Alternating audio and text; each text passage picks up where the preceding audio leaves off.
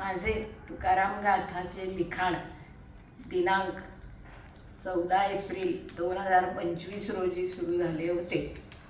ते दिनांक 18 फेब्रुवारी 2026 रोजी समाप्त झाले. हे सर्व लिखाण आनंदाने व तन्मयतेने झाले.